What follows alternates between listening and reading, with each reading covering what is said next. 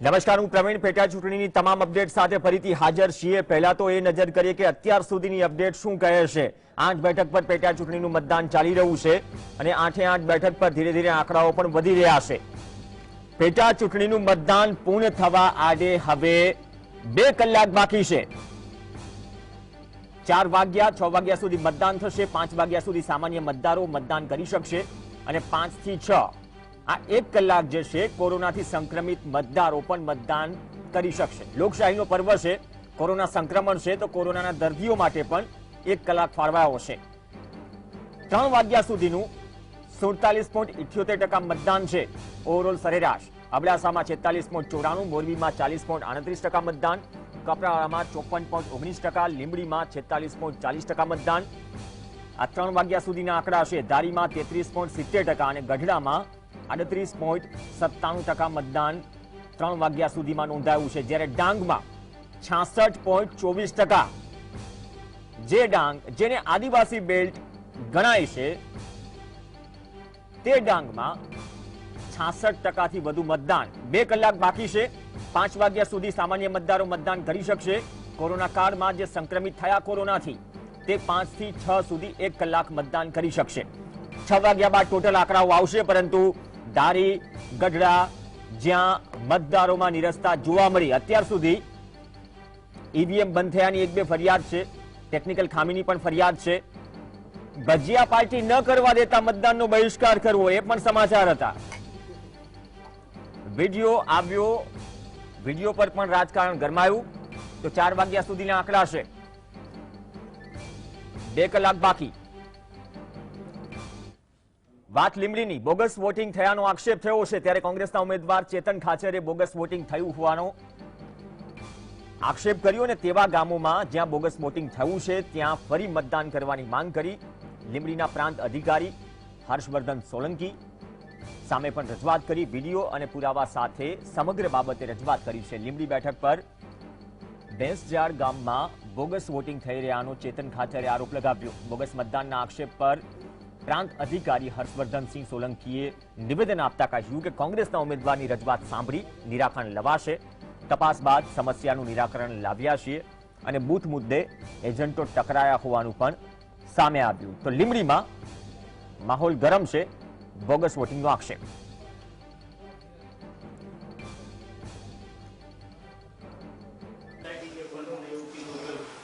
મારું માનતા નથી તો આજે ડિસાઇડિંગ કે મારું માનતા નથી, હજી એનું સોલ્યુશન આવ્યું નથી। ત્યારે મને સમાચાર આવ્યા સુરત તાલુકાના ભેંચાળ ગામથી, ત્યાં મારા એજન્ટો જે મૂક્યા હતા એ એજન્ટોને ત્યાંથી કરી નાખ્યું, જેનો પ્રૂફ માટે મારા એજન્ટોએ વિડીયો પણ ઉતાર્યો છે। એ વિડીયો મને એવું લાગી રહ્યું છે કે આપ એક્શન લેવા નથી માંગતા, અથવા તો આટલી બધી મારી ફરિયાદ હોવા છતાં અને આ બધા બૂથો માટે મેં તમને એડવાન્સમાં પણ એને ક્રિટિકલ મૂકવાની માંગણી મેં કરેલ છે, છતાં બી જવાબ આપો કે મને એને ક્રિટિકલમાં શા માટે ઉમેરો કરવામાં નથી આવ્યો। સરકારનું બૂથ કેપ્ચરિંગની ઘટના ઓફિશિયલી કોઈ મારી પાસે આવેલી નથી। એક ચેતનભાઈએ જેટલી પણ કમ્પ્લેન કરી એ કમ્પ્લેનના બીજી જ ક્ષણે, કદાચ 1 મિનિટ તો વધારે કહેવાય, 1 મિનિટથી ઓછા સમયમાં તાત્કાલિક એનું કોગ્નિઝન્સ લઈ અને અમે જે પણ એક્શન સ્ટેપ્સ લેવાના હોય લીધેલા છે। એમની મુખ્ય બાબત ભેંસજાડ બાબતની છે કે ભેંસજાડમાં એમના એજન્ટોને એકચ્યુઅલી ત્યાં એજન્ટો વચ્ચે જે ઉગ્ર ચર્ચા ચાલતી હતી એને ધ્યાને લઈને પ્રિસાઇડિંગ ઓફિસરે ડિસિપ્લિન મેન્ટેન કરવા માટે એમને મતદાન મથકમાંથી બહાર કાઢ્યા હતા અને બહાર કાઢ્યા પછી કદાચ જો 2 ગુટ વચ્ચે કોઈ પ્રોબ્લેમ થયો હોય તો એ કાયદોની વ્યવસ્થાનો પ્રશ્ન છે, એને કંઈ ઇલેક્શન સાથે લેવા દેવા નથી।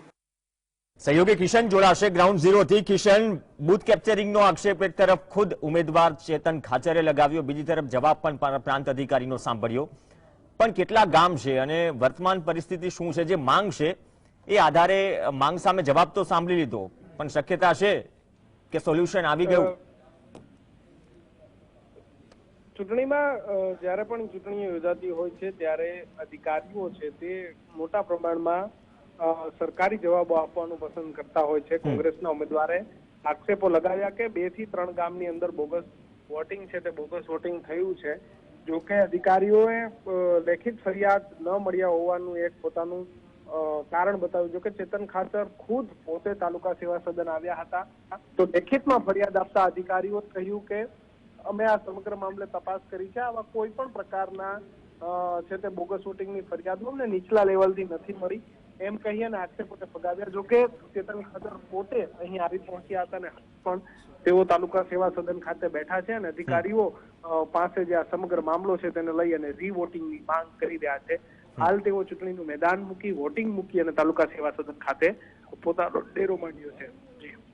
આભાર કિશન સમગ્ર અપડેટ બદલ. તો લીંબડીમાં ચેતન ખાચરે કોંગ્રેસના ઉમેદવારે બુથ કેપ્ચરિંગ થયા હોવાનો આક્ષેપ કર્યો, પ્રાંત અધિકારીને રજૂઆત કરી અને સામે પ્રાંત અધિકારીનો જવાબ પણ સાંભળ્યો કે એજન્ટ્સ વચ્ચે થોડી બોલાચાલી ગરમાગરમી થઈ. પ્રિસાઇડિંગ ઓફિસરે તમામને બહાર કાઢ્યા, બાદમાં મામલો થાળે પડ્યો. પણ અવારનવાર આજ સવારથી જે સમાચાર છે ઈવીએમના એકાદ બે સમાચાર સિવાય વિડીયો પણ ચર્ચામાં છે, ભજીયા પણ ચર્ચામાં છે, સની લિયોનના નામની પણ એન્ટ્રી થઈ ગુજરાતના રાજકારણમાં.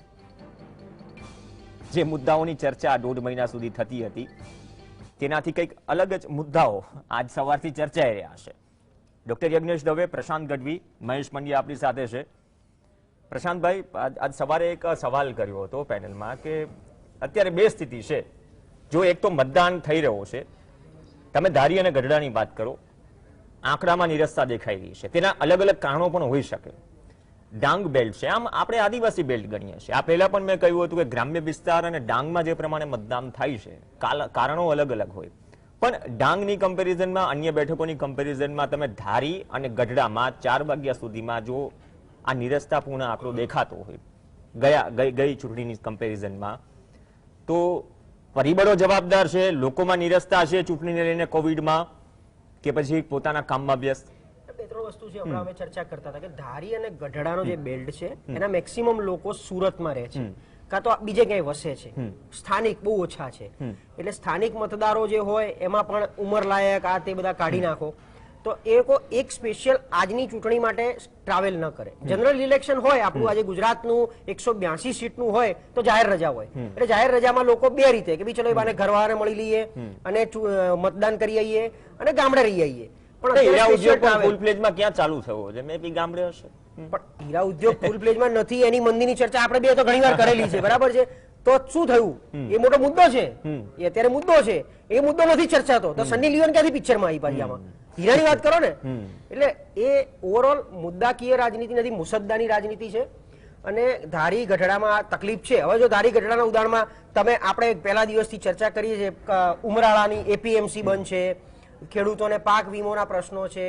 તો હું એ જ કહું છું કે ધારી ગઢડામાં માનો કે કોંગ્રેસનો ધારાસભ્ય અત્યારે જીતી જાય, એ લોકો ક્લેમ કરે છે કે આ સીટ અમારી અમે જીતી જઈશું, તો એવી કઈ જાદુઈ છડી ચલાવશે કે ત્યાં રાતોરાત બધા પ્રશ્નો હલ થશે, ત્યાં રોજગારી મળી જશે? કયા આધારે રોજગારી ત્યાં? કારણ કે ત્યાં કદાચ કંઈક નવું સ્થાપવું હોય તો સરકાર જોઈશે. સરકાર કોઈ પોલિસી બનાવે ને, કંઈક સ્પેશિયલ SEZ આપે, કંઈક સ્પેશિયલ એવો ઝોન વસાવે, કોઈ ફાર્મર લાવે, જમીનો કઈ મફત આપે. તો આ તો બધી પોલિસી મેટર છે. યજ્ઞેશભાઈ, સરકાર આપશે. ઓકે, પોલિસી અને કામોની વાત છે. યજ્ઞેશભાઈ, આત્મારામ પરમાર સામે પણ વિરોધ, મેન્ડેટના રૂપમાં 17 માં હાર્યા. પ્રવીણ મારૂ સામે પક્ષપલટાનો વિરોધ, સાથે સાથે અન્ય પણ પ્રશ્નો છે. તો આ પણ એક મેટર કરે છે. ભલે તમે ગમે તે પક્ષ ઉમેદવારોની આયાત કરે, સાહેબ સમસ્યાઓની નિકાસ નથી થતી. એમાંનું એક ગઢડા છે. ભલે ગમે એટલા જીતના દાવા થઈ જાય ભાજપ કોંગ્રેસ તરફથી. ગઢડાની જ્યાં સુધી વાત કરીએ તો ગઢડામાં આત્મારામ પરમાર પહેલા પણ ધારાસભ્ય હતા, મંત્રીશ્રી પણ રહી ચૂકેલા છે. અને ગઢડાની સીટ જે ખરી એ કદાચ ગઈ વખતે કોંગ્રેસના તરફે ગઈ હશે, પરંતુ ભારતીય જનતા પાર્ટી તરફે રહેલી સીટ છે. બીજું કે 2 વખતથી કદાચ એ SC સીટ થઈ, એ પહેલા SC સીટ નહોતી, જનરલ સીટ હતી, ત્યારે પણ ભારતીય જનતા પાર્ટી ત્યાંથી જીતતી આવી છે. હવે ગઢડાની જ્યાં સુધી વાત, તો ગઢડાનો જે વિકાસ છે એ ગઢડાનો વિકાસ એ ભારતીય જનતા પાર્ટીના શાસનમાં, કે 25 વર્ષથી ભારતીય જનતા પાર્ટીનું શાસન જ છે, એટલે બીજા કોઈ નથી પડતા આપણે કહી શકીએ નહીં, બીજો કોઈ જસ લેવાની પ્રવૃત્તિ પણ ન કરી શકે. તો થયેલો જ છે. અને આજે પ્રજાને કદાચ કોંગ્રેસને પસંદ કરવાની થોડી ઘણી ભૂલ હશે તો પ્રજા જે ખરી એ પક્ષ સુધારી લેશે, એમાં કઈ છે નહીં. બધું વધારાનું એપીએમસી 2 વર્ષથી બંધ છે યજ્ઞેશભાઈ. તોડામાં એપીએમસી નો જે પ્રશ્ન છે, 8 કલાક વીજળી નથી મળતી, આવા પ્રશ્નો હતા. તમે પણ જાણો છો કે સૌરભભાઈના સેમ ડિસ્ટ્રિક્ટના આજે મંત્રી છે, ઉર્જા મંત્રી છે. યજ્ઞેશભાઈ વાત પૂરી કરી. ગઢડા બોટાદ જિલ્લામાં આવે છે. આજે જે કદાચ સમયમાં ફેરફાર કર્યો, સમસ્યા શું છે? 8 કલાક વીજળી મળે છે, બસ ટાઈમિંગની સમસ્યા નથી. 8 કલાક છે ને પૂરી મળતી નથી. બીજી વાત, ઉમરાળાથી તમે આખો એ પટ્ટો લઈ લો, આપણે વિકાસની વાત કરીએ છીએ, કેમ સની લિયોના નામની એન્ટ્રી થઈ જાય છે ગુજરાતના રાજકારણમાં, પણ આ પટ્ટો એવો છે કે કહું તાલુકા લેવલનું, હું ઉમરાળાની જ વાત કરું, તાલુકો છે ઉમરાળા સાહેબ, તેના કરતા ઘણા ગામડાઓ સમૃદ્ધ છે. એક તાલુકામાં આપણે કોલેજની વાત કરીએ, પીએમસી ની વાત કરીએ, હું 4 વખત આ ડિબેટમાં બોલી ચૂક્યો છું. કપાસ વેચવા જવું તો સાહેબ ક્યાં જવું પડે તમારે? બોટાદ બોટાદ નહીં, ત્યાં જવું પડે, પાલીતાણા છે, ભાવનગર છે. એટલે આ સમસ્યા છે, આ ત્યાંના મુદ્દાઓ છે, મોટા ભાગે ખેડૂતો છે, રોજગારીના પરિપ્રેક્ષમાં.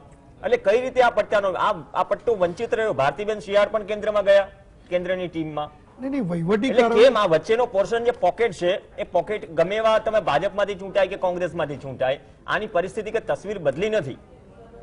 વહીવટી કારણોસર તાલુકા જે ખરા એ નાના નાના કરવામાં આવે છે, પરંતુ જે જિલ્લા મથક અથવા તો મુખ્ય મથકની નજીકમાં રાખવામાં આવેલા છે એવું નથી. પરંતુ એક એનો વહીવટ જે ખરો તે બધી ગ્રામ પંચાયતોના જે સરપંચોને કે તલાટીઓને જે તાલુકામાં જવાની તકલીફ પડતી હતી, એના કારણે વહીવટી કારણોસર આ એક તાલુકા નાના નાના કરીને એ વ્યવસ્થા કરવામાં આવી છે. એનો મતલબ એ નથી કે દરેક તાલુકા, હા, પણ દરેક તાલુકાની આજે નાના તાલુકા ઘણા બધા થયા આજે ભારતીય જનતા પાર્ટીના શાસન બાદ. તો એ તાલુકાની અંદર તાલુકા મુખ્ય મથક, તાલુકાની અંદર મામલતદાર કચેરી, તાલુકાની અંદર આજે તાલુકા પંચાયત કચેરી, તાલુકાની અંદર આજે કોલેજની પણ વ્યવસ્થા ઘણી બધી જગ્યાએ થઈ છે. અને ઉમરાળામાં પણ એની થશે, એવું નથી ત્યાં નથી થવાનું. તાલુકામાં કોલેજ તો નથી, નહીં થશે, હું એ કહું છું, મેં નથી કીધું નથી થઈ, એવું નથી કીધું, ત્યાં પણ થશે. પરંતુ આ એક નાના નાના તાલુકા એ વહીવટી કારણોસર કરવામાં આવેલા હતા. મુખ્ય મથક તો એના હતા જ પહેલાથી, પરંતુ જયારે તલાટીઓને અને સરપંચોને જે દૂર સુધી જવું પડતું હતું અને વહીવટી જે કારણોસર જે મહેસૂલી કારણો 5-5, 6-6 ગામ સંભાળે છે. તમને પણ યજ્ઞેશભાઈ ખબર છે તલાટી કે ગ્રામ સેવકોની કેટલી જગ્યા ખાલી છે ટીલ ડેટ?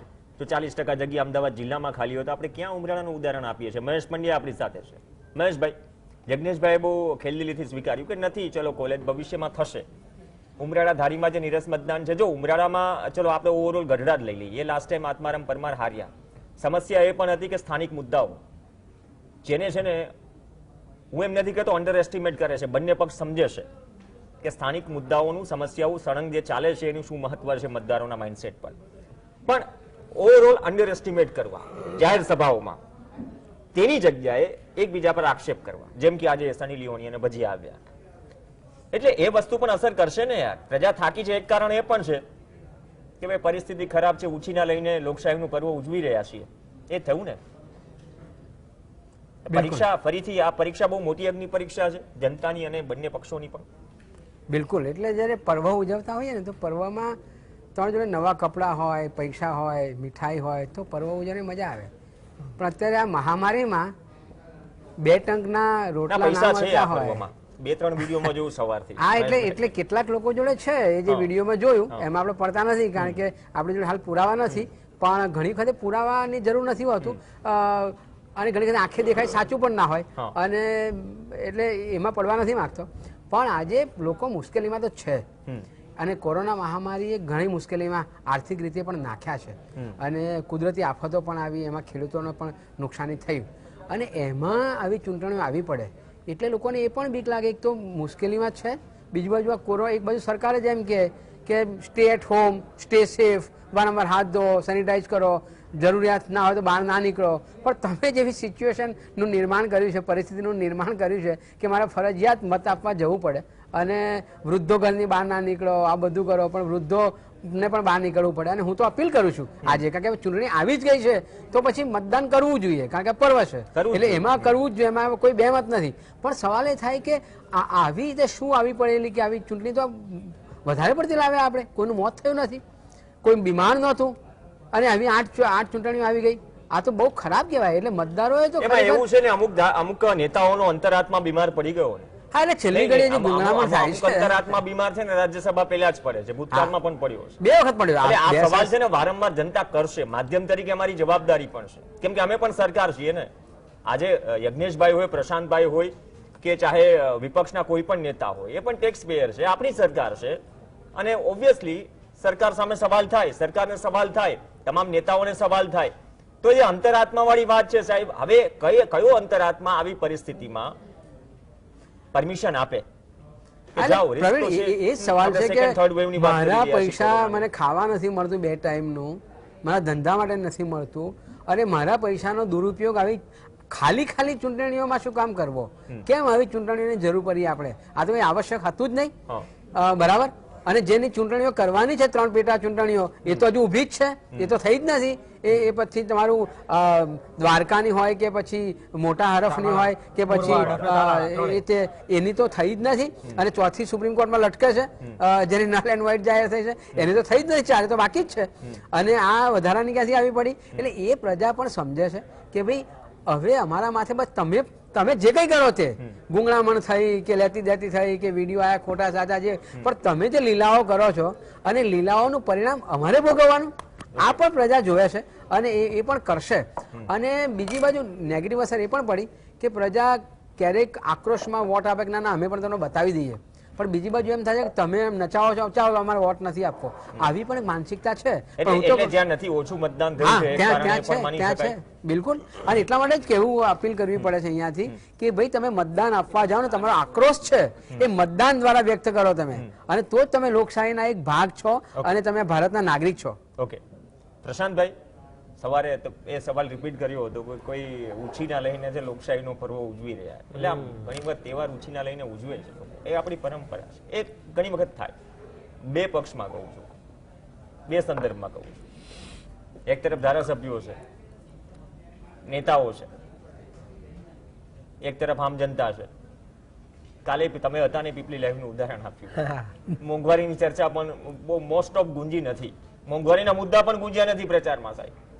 આજે ડુંગળી, બટાકા, ટમેટા, જે સામાન્ય કદાચ અમીરથી અમીર વર્ગ અને ગરીબથી ગરીબ વર્ગ જેની જરૂરિયાત છે, એ વસ્તુ ક્યાંય તમને પ્રચારમાં દેખાય નહીં. છેલ્લા 1-1.5 મહિનાથી જે સ્થિતિ છે, તો એ મુદ્દાઓ અંડર એસ્ટિમેટ નથી થઈ રહ્યા, પણ એ મુદ્દાઓ છે ને લોકો સામે પણ નથી. આટલી બધી તો મજબૂરી શું છે? આમાં વિપક્ષના કોઈ નેતા નથી, નહીં તો વિપક્ષના નેતાને પણ સવાલ કરી શક્યા હોત. પ્રશાંતભાઈ, શું એ પ્રાયોરિટી નથી? એટલે હું આની પહેલા બી ચર્ચા કરતો હતો કે નબળો વિપક્ષ છે ને એ પણ પ્રજાની બહુ મોટી લાચારી છે. કારણ કે જો યાદ કરો એ દિવસ કે પેટ્રોલનો 1 રૂપિયો વધે તો બળદગાડું લોકસભામાં જાય, બળદગાડામાં બેસીને જાય, કોઈક સાયકલ લઈને જાય, સિલિન્ડરો ગેસનો બાટલો લઈને. હા, એટલે આ પ્રકારની એક જાગૃતતા હતી માનો કે, અને એ સાચા અર્થમાં આજે આમાં કે એનો કે પાછળ સ્વાર્થ તો ના હોય, પણ એ વિપક્ષ તરીકે એક ખેલદિલી બતાવવાની વાત છે કે ભાઈ પ્રજાના, હું એ જ કહું છું, પ્રજાના સાચા પ્રશ્નો કોણ બહાર લાવશે? વિપક્ષ જ લાવશે. વિપક્ષને દિન પ્રતિદિન મુદ્દા શોધવાના હોય કે પ્રજા ક્યાં પીડાઈ રહી છે. હવે મોંઘવારીની તો વાત કરી, આજે પેટ્રોલ ડીઝલ હાઈએસ્ટ રેટ ઉપર છે. આ હિન્દુસ્તાનમાં એટલે ક્રૂડ ઓઇલ તળિયામાં હોય અને પેટ્રોલ ડીઝલ હિન્દુસ્તાનમાં ઉપર હોય. કાં આપણે સ્પષ્ટ કહી દઈએ કે ભાઈ મેરા દેશ બદલ રહા હૈ, આપણે દેશ બનાવી રહ્યા છે, બધાએ આ દેશમાં યોગદાન આપવાનું છે, ફંડ ફાળો આપી જ રહ્યા છે. કારણ કે હું માનું ત્યાં સુધી કઈ એવું સ્પેશિયલ મળ્યું નથી. આ એક 6 મહિનાના મોરેટોરિયમ બાદ કરતા આટલા વર્ષોમાં મેં એવું કઈ સ્પેશિયલ નથી જોયું કે જેનાથી ખરેખર આપણે કહી શકીએ કે ભાઈ આ સરકાર આવી રીતે ધ્યાન આપી રહી છે. કોઈ બી સરકાર મારા માટે તો 2014 પહેલા અમે તો યુપીએ બી જોઈ લીધી અમે તો, એવું સ્પેશિયલ કે જેનાથી મંથલી આવકમાં બચાવો થાય. મહેશભાઈ તો બહુ સિનિયર છે. એક સમય એવો હતો ગુજરાતમાં હોય કે હિન્દુસ્તાનમાં 25,000 કમાતો માણસ મહિને, અરે 5,000 કમાતો માણસ મહિને 500 રૂપિયા બચાવતો હતો. 5,000 કમાતો માણસ 500 રૂપિયા બચાવતો હતો. અત્યારે 25,000 કમાતો માણસ મહિને 5,000 રૂપિયા ઉધાર લે છે અને પછી ઘર પૂરું કરે છે. એગ્રી, બરાબર, no doubt. Standard of living high થયું હશે, કઈ બી થયું હશે, તો દેશને પણ ધીરે ધીરે સ્ટાન્ડર્ડ ઓફ લિવિંગ હાઈ ની દિશામાં વધવાનું છે ને. એ ગવર્નન્સ નો પાર્ટ છે. તમારે ત્યાં તો રહેવાનું નથી, તળિયે ને તળિયે તો. આપણે કઈ પેલા આફ્રિકા કરતા પણ અંડર ડેવલપ ગરીબ પ્રદેશમાં તો આખી જિંદગી રહેવાનું નથી. આપણે વાતો એકદમ 5 ટ્રિલિયન ઇકોનોમીની કરવી છે, દેશને અલગ દિશામાં લઈ જવો છે, તો એ દિશામાં વધવા માટે બધું જોઈશે. તો સરકારે પણ ક્યાંક સહન કરવું પડે, ક્યાંક વેચવું પડે. કદાચ એક દિવસ એવો હતો આપણી પાસે પગાર કરવાના પૈસા નહોતા, અંબાજી મંદિરનું સોનું વેચ્યું હતું. હું કદાચ ખોટો હોઉં તો. એટલે કદાચ આપત્તિ આવી પડે. અત્યારે દેશ ઉપર આપત્તિ છે જ કોરોનાની, તો કદાચ એક ટાઈમે દેશ વેચવો પડે. અરે 2 વર્ષ માટે ભલે આપણે, જોકે કોરોના પહેલા આપત્તિ હતી. હા, પણ મેં દેશ બીકને નહીં દૂંગા, मैं झुकने नहीं दूंगा, बराबर આ વાત હતી. તો વેચવાની આમાં છે ને ઘણી સંસ્થાઓમાં છે ને, મારી વાત સાંભળો પ્રશાંતભાઈ, કદાચ આ શબ્દ તમારો એ ભાવાર્થ નહીં હોય, આ મંચ ઉપર કદાચ એ ભાવાર્થ કે શબ્દને સ્થાન પણ નથી.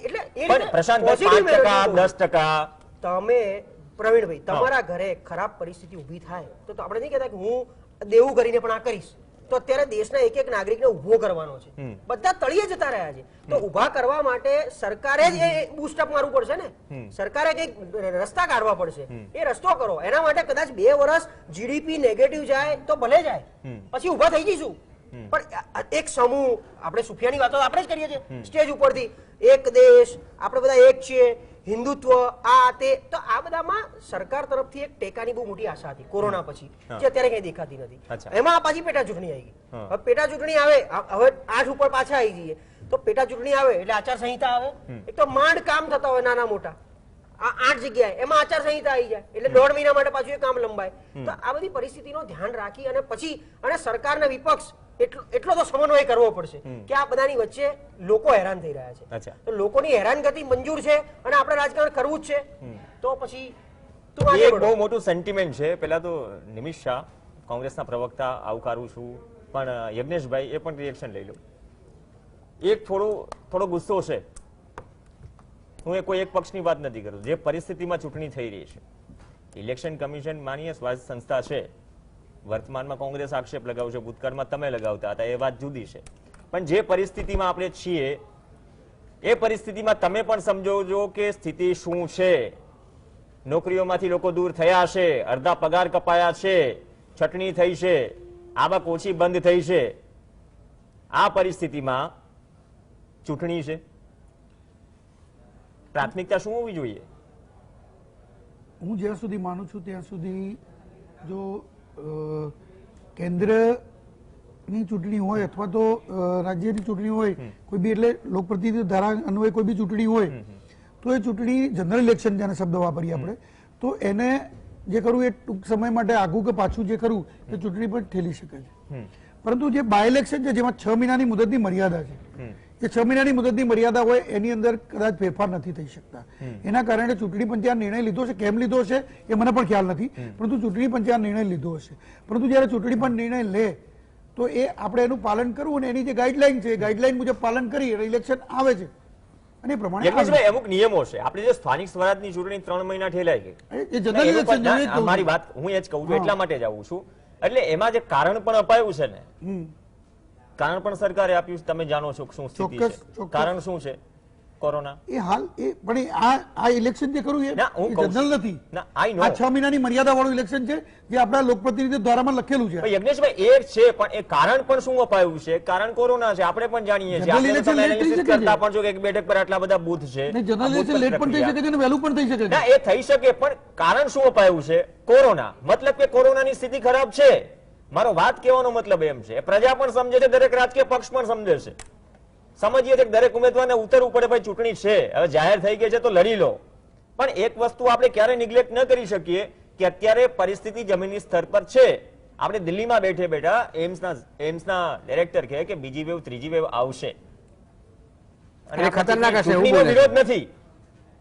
પણ બંને બેક ઓફ માઇન્ડ, બંને પક્ષને એવું છે, જાણે છે કે શું સ્થિતિ છે, છતાં પણ એ પરિસ્થિતિમાં નિયમો તોડ્યા છે. નિમિષભાઈ, આજ સવારથી જે પરિસ્થિતિ થઈ રહી છે, આક્ષેપ પ્રતિ આક્ષેપ, જ્યાં સુધી મતદાન ચાલશે ત્યાં સુધી આ તો ચાલવાનું, કાલે પણ ચાલશે.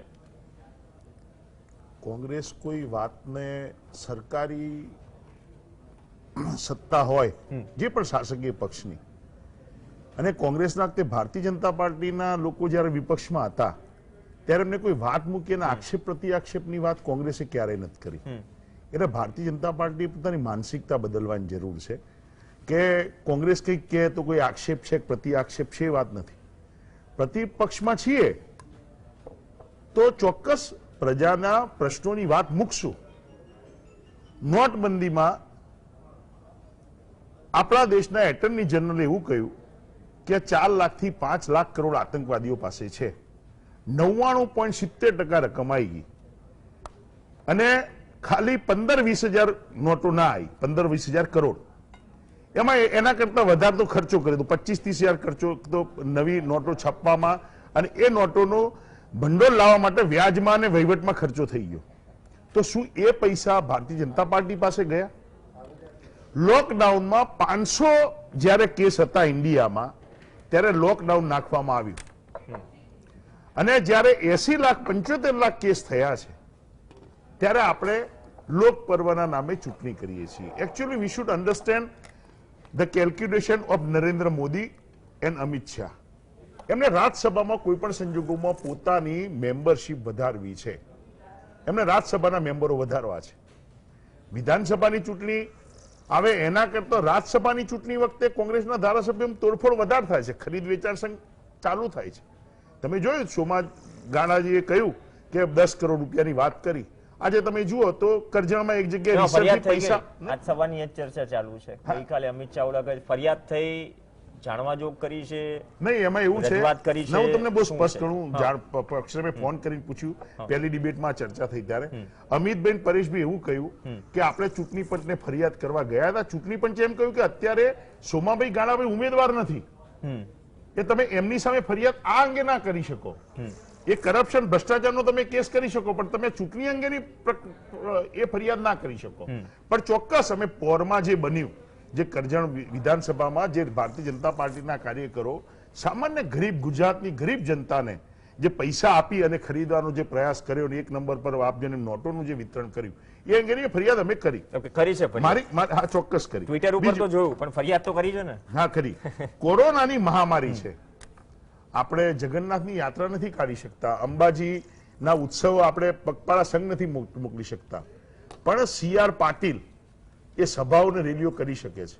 કોંગ્રેસે વિરોધ કર્યો તો કે આ તમે ચૂંટણીઓ ટાળો, પણ ચૂંટણી પંચે નક્કી કર્યું. એટલે કોંગ્રેસ તો લોકશાહી પ્રક્રિયાનો એક ભાગ છે. યજ્ઞેશભાઈ કહે છે ને કે નિયમો 6 મહિનામાં બાય ઇલેક્શન્સ કરવા પડે, એની સમય મર્યાદા એવું છે. હું યજ્ઞેશભાઈ રેલીઓ અપવાદ છે. રેલીઓમાં તો યજ્ઞેશભાઈ ચૂંટણી પંચના રેલીઓમાં ભાજપે પણ નિયમોના ધજાગરા ઉડાડ્યા છે. કોઈ અંશે પણ આ કોંગ્રેસના નેતાઓએ પણ નિયમોનું ઉલ્લંઘન કર્યું છે. પણ પ્રવીણભાઈ, આજ મહામારી છે.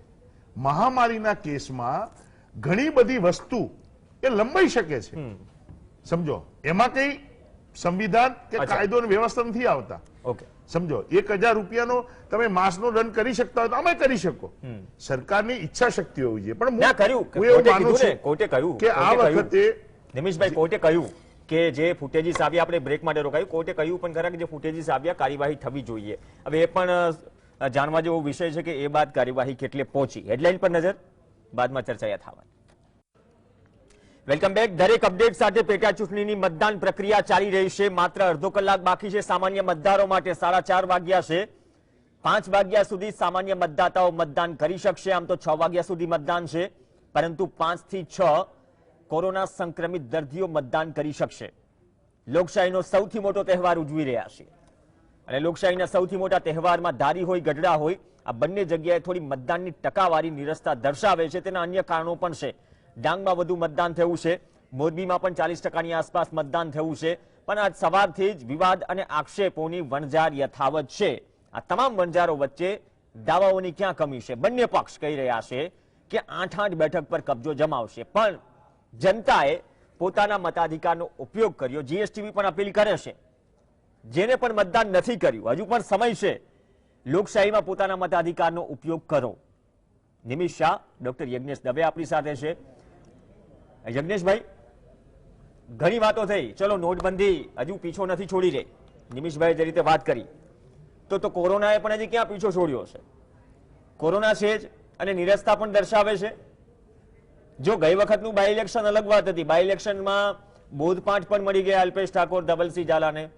સાથે સાથે ભલે કોંગ્રેસના ફટાકડા મોઢેથી ફૂટ્યા, એ વસ્તુ અલગ છે, પણ આ વખતે બાય ઇલેક્શન છે, પણ પરિસ્થિતિઓ અલગ છે. એ અલગ પરિસ્થિતિઓમાં ગુસ્સો અજમાવાઈ રહ્યો છે, લોકોની સહન શક્તિ અજમાવાઈ રહી છે. તમે ફર્યા છો અબડાસા, ધારી?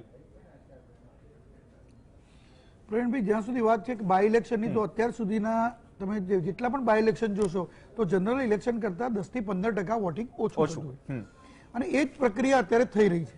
કઈ વખતે પણ ત્યારે બાય ઇલેક્શન હતું ત્યારે તમે જુઓ તો સરેરાશ 53% જેટલું મતદાન થયું હતું, અને એના પહેલા પણ એટલું જ મતદાન થયું હતું. અને તમે જે પ્રમાણે ઉદાહરણ આપ્યા અલ્પેશજી કે ધવલ ઝાલાના, તો એની સામે હું તમને બીજા ઉદાહરણ પણ આપી શકું છું. કુંવરજી બાવળિયા છે, વિઠ્ઠલભાઈ રાદડિયા છે, જવાહર ચાવડા છે, કે જયેશભાઈ છે, કે હકુભા છે, ઘણા બધા ઉદાહરણ આપી શકું. એમાં કમિટમેન્ટ અલગ હતા ને? કમિટમેન્ટ કોઈ હોતા જ નથી. નહીં સર, કમિટમેન્ટ અલગ હતા. બાય ધ વે ઇલેક્શન મને ખાલી કોઈ ઇલેક્શન ક્યારે નહીં, લડ્યા આ જે ખરી જવાહરભાઈ ચાવડા ઇલેક્શન ક્યારે લડ્યા એ પહેલાનું કમિટમેન્ટ કે પહેલાની જાહેરાત શું હતી? નહીં, એવી કોઈ કમિટમેન્ટ હોતા નહીં, નથી. નહીં, આ તો ઇલેક્શન મંત્રી બન્યા ઓન પછી પણ રેકોર્ડ હાર્યા વાત છે, હોત. યજ્ઞેશભાઈ. મંત્રી બન્યા પણ હાર્યા હોત. આ પ્રજામતની વાત છે અને પ્રજામતની વાત એવી છે કે એ અનએક્સપેક્ટેડ હોય છે. હા. એમાં કોઈ પ્રિડિક્શન નથી થઈ શકતું હતું. પણ કદ્દાવર નેતા છે બંને. કદાવર ભલે કુંવરજી બાવળિયા કહે કે અંગૂઠો કપાઈ જાય પરંતુ ભાજપના ઈવીએમ માં ભાજપની ચાપ પર બટન ન દબાવો. છતાં પણ ભારતીય જનતા પાર્ટીના કમળ પર કુંવરજીભાઈ ચૂંટાઈને આવ્યા છે અને એ આજે આદરણીય મંત્રીશ્રી પણ છે. એટલે આ પરિસ્થિતિઓ એવી હોય છે કે પ્રજા કોને પસંદ કરે છે એ પહેલી વસ્તુ છે. બીજું કે અને ચૂંટણી એક એવી પ્રક્રિયા છે કે જેમાં હાર અને જીત એ થતી હોય છે, કોંગ્રેસ હોય કે ભારતીય જનતા પાર્ટી. એટલે પક્ષ અને ઉમેદવાર બંને જોશે તમારું એવું કહેવું છે? બંનેને જોવામાં આવે કેમ કે છે. આપણે મતદારોના મનની વાત જાણીએ છીએ, આપણે જાણીએ એક છીએ. નિષ્પક્ષ વ્યક્તિ તરીકે જો હું વાત કરું ને તો ચૂંટણીની અંદર પક્ષ અને ઉમેદવાર બંનેને જોવામાં આવે છે. પક્ષ માટે એવું હોય છે કે જે લોકો પક્ષ જોતા હોય છે ને એ લોકોના 50% વોટ જે ખરા એ 50% એક પક્ષના હોય છે, 50% બીજા ગુજરાતમાં બે જ પક્ષ છે એટલે એ કમિટેડ વોટ હોય છે. એ તમે ગમે તેટલા વેવ હોય ગમે તેટલું હોય તો એ વોટ જે ખરા એટલે કુલ પડેલા વોટના 25% એ એક પક્ષને મળતા જ હોય છે. બીજા બાકીના જે મત છે એ બાકીના જે પડેલા મત પૈકી 50% મત છે એ ઉમેદવાર જોઈ અથવા તો લોકલ પ્રશ્નો જોઈ અને એ પ્રમાણે અપાતા હોય છે અને જેના કારણે હારજીતની ફોર્મ્યુલા થતી હોય છે. અને આ હારજીતની ફોર્મ્યુલા જે ખરી એ પહેલા પણ કહ્યું કે અત્યારે કહું છું કે એ હારજીતની ફોર્મ્યુલા એ અનએક્સપેક્ટેડ હોય છે. પ્રજાનું માનસ જે ખરું કઈ તરફ ક્યારે કઈ વળતું હોય છે એ કશું નક્કી નથી હોતું. ઘણી વખતે હંગામી કારણો પણ હોય છે કે પાટીદાર આંદોલન હતું ગઈ વખતે એ હંગામી કારણ હતું જેની અસરો ઘણે 5-7 સીટ ઉપર જ થઈ પણ જયારે પ્રજાને ખબર પડી કે ના તો ખોટી વસ્તુ હતી અને જેને અમે પસંદ કર્યો એ વ્યક્તિ તો આવો નીકળ્યો.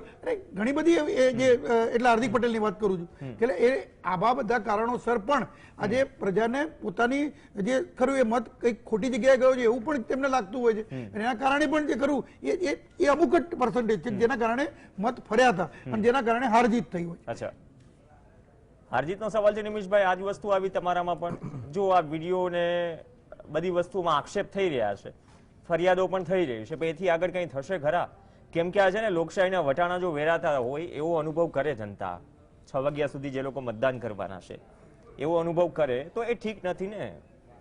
સ્વસ્થ લોકશાહી માટે ઠીક નથી ને. આજે તમે પણ તમારી રીતે પ્રયત્નો કરો ફરિયાદ સિવાય પણ, કારણ કે આ વસ્તુ જો બહાર આવી જોઈએ. જો આ વસ્તુમાં સત્ય હોય, જો આક્ષેપો તો ઘણા થયા પણ સત્યતા હોય, જે દેખાઈ રહ્યું છે એ હોય, જો આ વાત સાચી હોય તમે તો સ્ટિંગ, કારણ કે આક્ષેપો તમારા છે, કોંગ્રેસે પ્રેસ કોન્ફરન્સ કરી આ મુદ્દે, તો પછી એનું બીજું સ્ટેપ પણ ચડવું જોઈએ ને. આ વસ્તુ તો ગુજરાત માટે હાનિકારક છે સાહેબ. મહાભારતનો પ્રવીણભાઈને એક પ્રસંગ યાદ આવે છે. દ્રૌપદીના ચીરહરણ થાય છે, ભીષ્મ પિતામહ અને દ્રોણાચાર્ય ચૂપ હોય છે, પણ એ જ્યારે કૌરવો અને પાંડવોની લડાઈ હોય છે ને ત્યારે દ્રોણાચાર્ય અને ભીષ્મ પિતામહ અર્જુનને કે ભીમને ચપટીમાં મસળી નાખે એટલા શક્તિશાળી અને કદાવર લોકો હતા. પણ એમનો આત્મા ક્યાંક ડંખતો હતો કે ના, કૌરવો ખોટા છે ને પાંડવો સાચા છે. જે ભારતીય જનતા પાર્ટીએ અત્યાર સુધી એમ કહ્યું કે આ કોંગ્રેસિયાઓ છે, દેશદ્રોહી છે, ખરાબ છે, આમ છે, તેમ છે, બધા આરોપો 70 વર્ષમાં અમને કશું નથી કર્યું, એ ધારાસભ્યોને ભારતીય જનતા પાર્ટીએ પોતાની પાર્ટીમાં પ્રવેશ આપ્યો. પ્રવેશ આપ્યો એટલે ક્યાંક ને ક્યાંક ભારતીય જનતા પાર્ટીના જે સાચા લાયક ઉમેદવાર હતા અથવા તો એમને 8 વિધાનસભામાં ભારતીય જનતા પાર્ટીને કોઈ સાચો સંનિષ્ઠ કાર્યકર જ નહીં દેખાયો હોય એટલે કદાચ કોંગ્રેસમાં લીધા છે. બેમાંથી એક તો ના, વિચારધારા બદલાઈને એને જ્ઞાન થયું કે કાર્યકર વાત કરું, ભાજપને એક પણ કાર્યકર ના મળ્યો તો જ એમને કોંગ્રેસને લીધા ને. એટલે એમને ભાજપના કાર્યક્રમમાં સંનિષ્ઠતા કઈ દેખાય નહીં 8 વિધાનસભામાં. આનો જે રોષ છે, ભારતીય જનતા પાર્ટીના કાર્યકરો બૂથ લેવલ સુધી હોય છે, હું ના નથી પાડતો, એમનું સંનિષ્ઠ નેટવર્ક હોય છે. આ વખતે ભારતીય જનતા પાર્ટીના નેતાઓ કરતા જે સામાન્ય કાર્યકર જે થેલો લઈને બૂથ પર બેસતો હતો, ઘડી અને રમજીથી જેને ભારતીય જનતા પાર્ટીમાં સમર્પણ, ત્યાગ અને બલિદાનથી ભારતીય જનતા પાર્ટીને ઉપર પહોંચાડ્યું છે, એ પાર્ટીના બેઝિક કાર્યકર્તાઓ, પાયાના કાર્યકર્તાઓ આ વખતે ક્યાંક ને ક્યાંક રોષે ભરાયા છે. એમને એમ લાગે છે ભાજપ કરશે. હા, એટલે ભાજપ તમારી ચિંતા કરે છે કે માં અંતરાત્મા મૂંઝાય છે એટલે ભાજપમાં આવી ગયા. સાંભળો, એ અંતરાત્મા મૂંઝાતો હોય નિમેશભાઈ, તો એમને ટિકિટ શેના માટે કોંગ્રેસમાં જનરલ ઇલેક્શનમાં જેનો અંતરાત્મા મૂંઝાતો હતો તેમને કોંગ્રેસમાં ટિકિટ શેના માટે લીધી હતી? એમને પૈસા લીધા છે આ સોમાગાળા કે બધા આ તો જવાબ છે ને, દેખાય છે. કામ નથી થઈ રહ્યા. નહીં, નહીં, હું તમને એ તો જો ભારતીય જનતા પાર્ટીના રમણ પાટકર ઓન એર બોલેલા છે. મારે તમારે એમાં કે યજ્ઞેશભાઈ કોઈનો પક્ષ ખેંચવાની જરૂર નથી. બહુ સ્પષ્ટપણે બોલેલા છે કે ભાઈ અમે આ રીતે ફંડની ફાળવણી કરીએ છીએ. ખરેખર લોકશાહીનું તો હનન ત્યાં જ છે કે તમે કોઈ બ્લેકમેલ કરો, કોઈને તમે વાલા દવલા કરો, આવી રાજનીતિનો ભાગ ના હોય. પણ ભારતીય જનતા પાર્ટી વર્તમાન જે ભારતીય જનતા પાર્ટી છે એનું શામ દામ દંડ ભેદ આખું રાજનીતિ જુદી છે. રાજનીતિ કરતા હું કહું છું કૂટનીતિ જુદી છે. ઓકે, ચલો હવે આમાં સમજે કઈ રીતે યજ્ઞેશભાઈ? જો તમે કહ્યું કે અંતરાત્મા મૂંઝાતો હોય કે કામ ન થતા હોય એટલે આવી ગયા, નિમિષભાઈ એવા કાર્યકર્તાઓની ચર્ચા કરે કે લાંબા સમયથી પાર્ટીમાં છે પણ ટિકિટ તો આયાતીને જ મળે છે, જેવું આ 5માં થઈ રહ્યું છે એ તો સૌની સામે છે ને. બીજી વાત, રમણ પાટકર જેવા મંત્રી જો આવા નિવેદન કરી દે કે ડિફેન્ડ કરવા મુશ્કેલ પડી જાય કે ગ્રાન્ટમાં પણ રેશિયો હોય. ના, ગ્રાન્ટમાં કોઈ રેશિયો હોતો નથી. ગ્રાન્ટ જે કરીએ દરેક ધારાસભ્યોને સરખી ફળવાય છે. જે કુલ આખા વિસ્તારની જે ગ્રાન્ટ હોય છે એના પર્સન્ટેજ હોય છે, એ પર્સન્ટેજ પ્રમાણે એ ધારાસભ્યને ફળવાય. જેનો વહીવટ જે કરો એ કલેક્ટર અને જે જિલ્લા વિકાસ અધિકારી એની રાહબરી હેઠળ થતો હોય છે અને એના બિલો બધું ત્યાં રજૂ થતું હોય છે. એ પ્રમાણે પાટકર સાહેબ કહે છે કે અક્ષયભાઈ કોંગ્રેસમાં હતા એટલે પૈસા ઓછા મળતા હતા, બહુ પ્રેમથી મંચ ઉપરથી મંચ બાદ પણ અમારે બધાને સાચવવા. અરે ઠીક છે, સરકાર છે બધાને, કારણ કે આખું ગુજરાત સાચવવાનું છે, સંભાળવાનું છે. આવા શબ્દો જો મંચ નીચે આવીને એટલે ઘણી વખત ડિફેન્ડ કરવું મુશ્કેલ થઈ જાય. ના, એવું ન હોય છે કે ગ્રાન્ટ જે કરીએ દરેક ધારાસભ્ય, કોઈ પણ અપક્ષ ધારાસભ્ય હોય ને તો પણ એના વિસ્તારના જે સરકારે જે એમાં કેન્દ્ર સરકાર અને રાજ્ય સરકાર બે ગ્રાન્ટ આવે છે અને બેના જે બજેટ હેડ અલગ હોય છે ને એ પ્રમાણે એ ફળવાતી હોય છે. એની અમુક બજેટ હેડ પ્રમાણે કેન્દ્રમાંથી જે આવતી હોય એ વાયા એમપી થ્રુ આવે છે અને જે રાજ્યમાંથી આવતી હોય સીધી રાજ્ય સરકાર કલેક્ટર થ્રુ છે અને ડીડીઓ થ્રુ જતી હોય છે. અને આ પ્રમાણે ગ્રાન્ટ ફળવાતી હોય છે અને એમાં આ પારદર્શક વહીવટ હોય છે. ધારાસભ્યની ગ્રાન્ટ પારદર્શક વહીવટ છે. આમાં એવું નથી હોતું કે કોઈ ધારાસભ્યને બોલાવીને ખૂણામાં પૈસા એને આપી દીધા, આવો કોઈ વહીવટ હોતો નથી.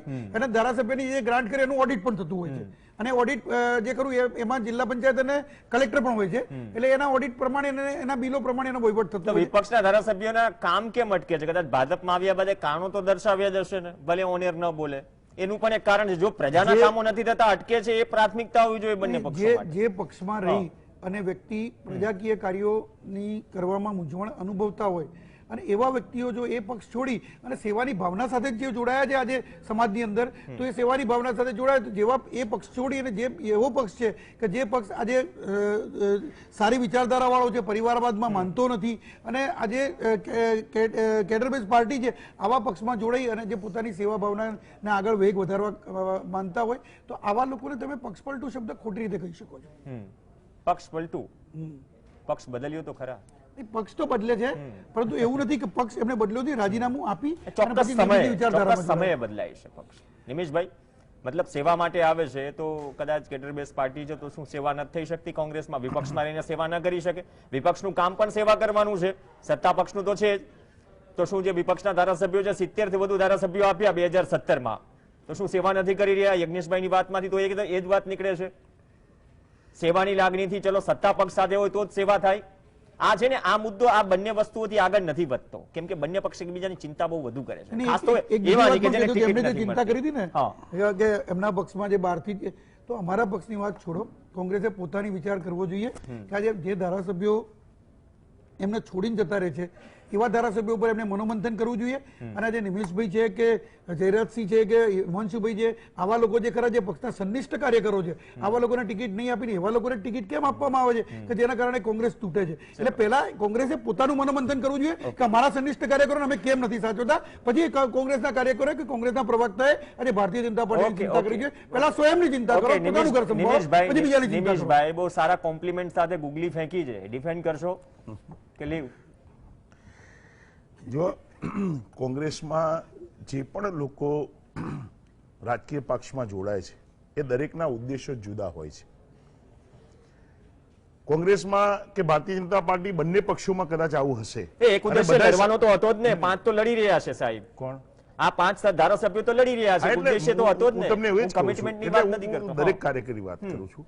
કોઈના માથે આ બીકાઉ છે કે આ ગદ્દાર છે લખેલું નથી હોતું, એ તો થયા પછી ખબર પડે છે.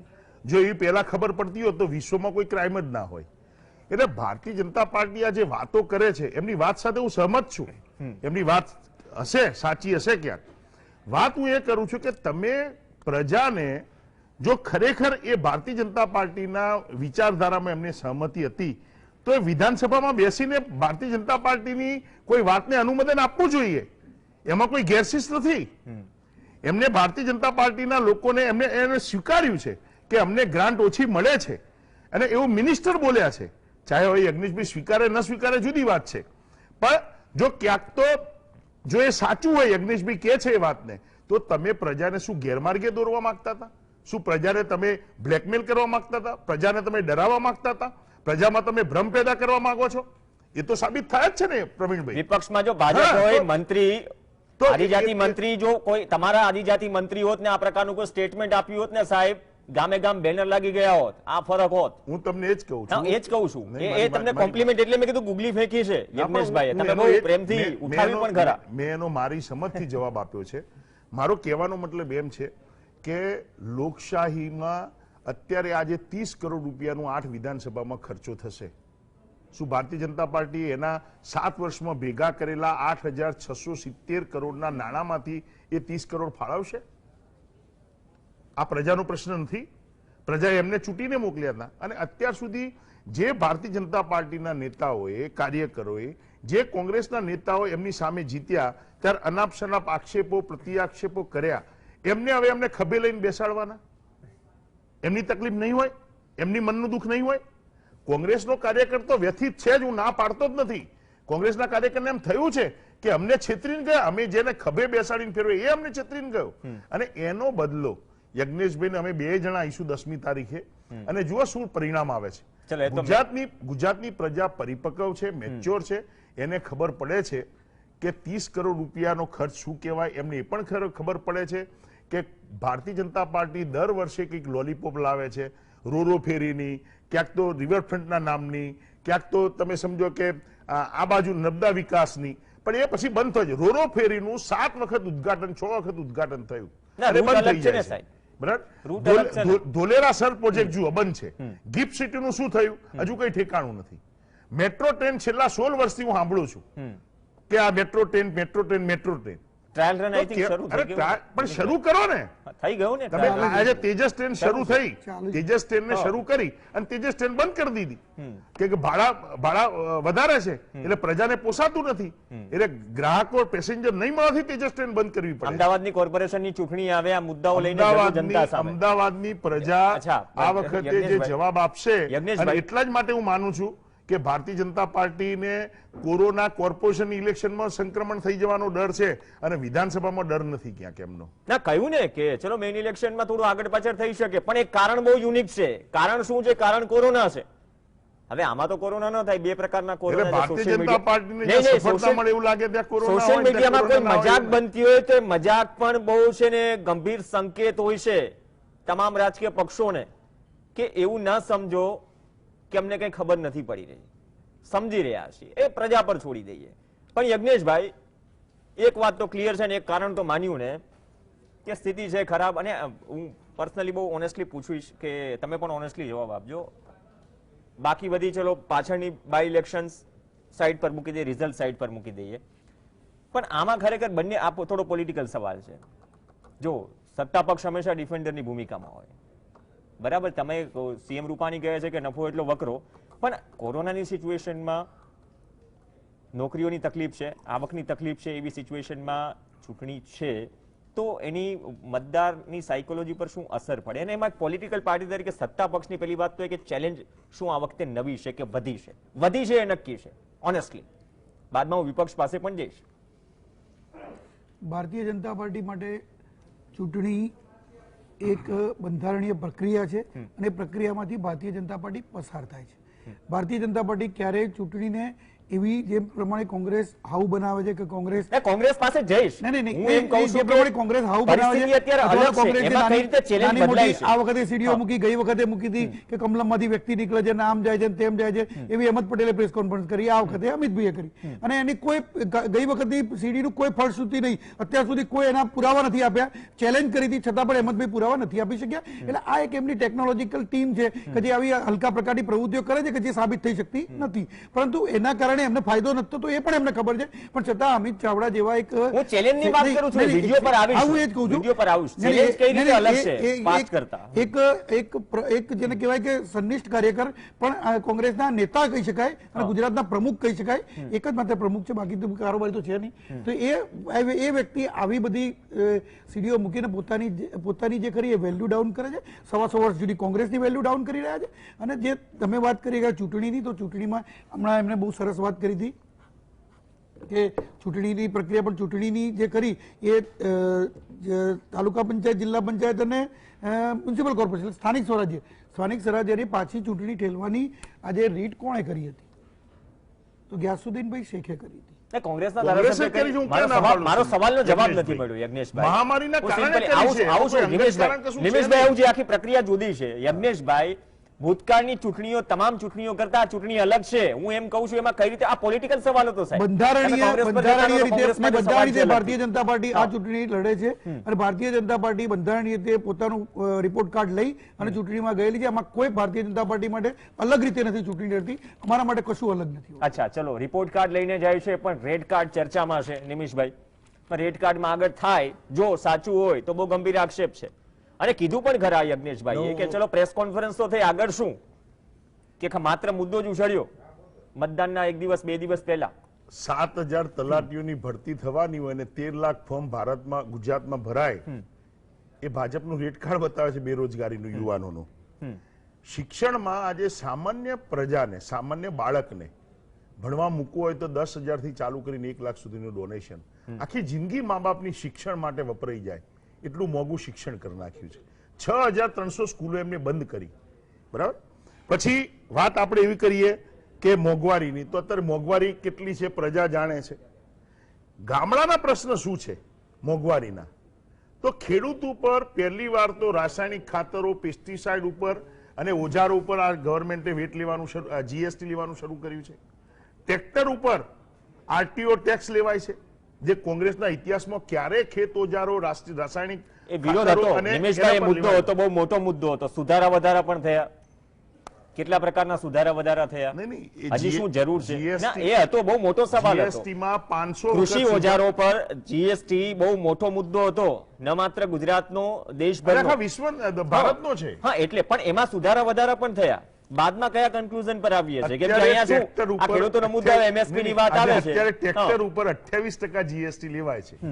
28% જીએસટી, જે જગતનો તાત છે એને તમે ટેક્સ લેવાનું ચૂકવતા નથી. 2,000 રૂપિયા મોકલીને એવી વાતો કરે ભારતીય જનતા પાર્ટી સુપિયાણી કે અમે ખેડૂતોને મદદ કરી. અરે ખેડૂતો પાસેથી તમે જે જીએસટી લીધો છે ને એના 10%ની તમે ખેડૂતોને મદદ નથી કરી. આ તો આમ નહીં ને આમ કામ પકડાવાની વાત છે. ખેડૂતોનો પ્રશ્ન વાત કરીએ, લોકડાઉનમાં ખેડૂતોની શાકભાજી નાખી દેવી પડી, ખેડૂતોને ભાવ પોષણક્ષમ ન મળ્યા, ખેડૂતો પોતાનું ઘરે જે પાકેલું અનાજ હતું એ માર્કેટ યાર્ડ સુધી પહોંચાડી ના શક્યા, સરકારે એની કોઈ વ્યવસ્થા ના કરી. અને ગુજરાતમાં તમે જુઓ તો નોટબંધી પછી નાના કારખાનેદાર અને નાના રિટેલરો, અને એની તો લોકડાઉન પછી એટલી અવળી અસર આવી છે. 49%, પ્રશાંતભાઈ હું નથી કહેતો, વિધાનસભામાં ભારતીય જનતા પાર્ટી શાસક પક્ષે મૂકેલા આંકડા છે, 49% જીએસટી વર્તમાન ગુજરાતમાં ઓછો આવ્યો, 43% પ્રોફેશનલ ટેક્સ ઓછો આવ્યો. હમણાં જીએસટી ની આવક પણ વધીને સારા ન્યૂઝ પણ છે. કયું? 15% વધી છે, એટલે એ 49% માઇનસ, એટલે હવે -23% જીડીપી હતો, હવે -18 થશે, એટલે તમે એમ કહેશો 5% સરકારનું કેવું છે ને સાહેબ વધી. પણ સરકાર આ સરકારનું સ્ટેટમેન્ટ છે, હું સરકારને પૂછું, આંકડા વિકાસના અવાજ હોય છે. હા, તો એ મુદ્દા પર આવીએ. આંકડાઓની માયાજાર નિમેશભાઈ, એ જ મુદ્દો છે કે નોટબંધીથી પીછો નથી છોડી રહ્યો યજ્ઞેશભાઈ. આપણે જીએસટી ની આવક વેપારી પોતે સમજે છે કે યજ્ઞેશભાઈ બીજી કે ત્રીજી વખત સવાલ પૂછું છું સાહેબ.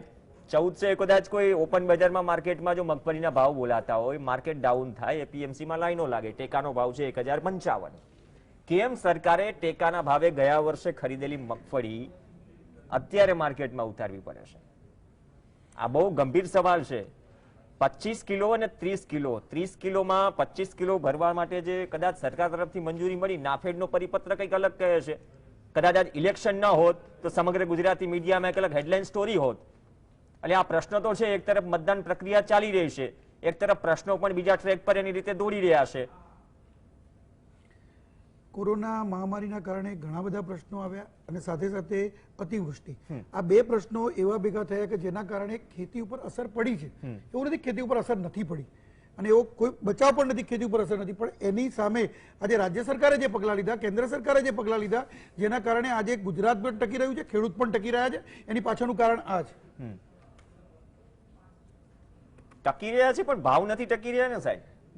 ભાવ પણ ટકી રહ્યા છે. તમે જુઓ ઓપન બજારમાં સાહેબ ભાવ શરૂઆતથી વધારે મળતા હતા. તમે જુઓ કોઈ એપીએમસી જવા તૈયાર ન હતું. એપીએમસી મેં કીધું કે ગયા વર્ષની ટેકાના ભાવની મગફળી, જો તમારે અત્યારે આક્ષેપ લાગે ગયા વર્ષની ટેકાના ભાવની મગફળી ગવર્મેન્ટ અત્યારે માર્કેટમાં ઉતારી છે, જેમ બટેકા કાઢવા પડ્યા યુપીમાંથી 50 રૂપિયા પહોંચી ગયા, તો કદાચ પોતાની પ્રોડક્ટનો ભાવ શું હજુ કિસાન નક્કી કરે છે. આ 3 કૃષિ બિલ જેનો મોટિવ જ એ છે કે ખેડૂત પોતાનો ભાવ નક્કી કરે. ભાવને કંટ્રોલમાં લેવા માટે સરકાર જે પ્રયત્નો કરે એ પ્રમાણિક પ્રયત્નો હોઈ શકે અને ખેડૂતોના હિતમાં જ હોઈ શકે.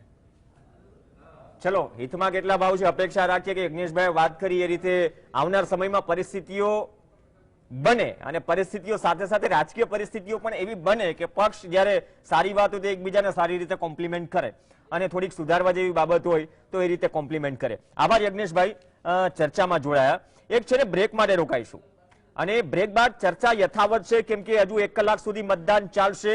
મતદાનની ટકાવારી ક્યાં પહોંચે છે, ધારી અને ગઢડામાં જે થોડી નીરસતા આંકડાઓમાં દેખાય છે, વધે છે કે નહીં, મોરબી ઉપર પણ નજર રહેશે, લીંબડી પર, કરજણ, કપરાડા, ડાંગ અને અબડાસા તમામ જગ્યાએ 6 વાગ્યા સુધી મતદાન કરી શકો છો. 6 વાગ્યા સુધી મતદાન ચાલશે અને બાદમાં ખબર પડશે કે જે 1.5 મહિનાથી ચર્ચાઈ રહ્યું હતું એ બાદ કોરોના કાળમાં મતદારોએ કેટલો ઉત્સાહ દેખાડ્યો. બ્રેક બાદ ચર્ચા યથાવત.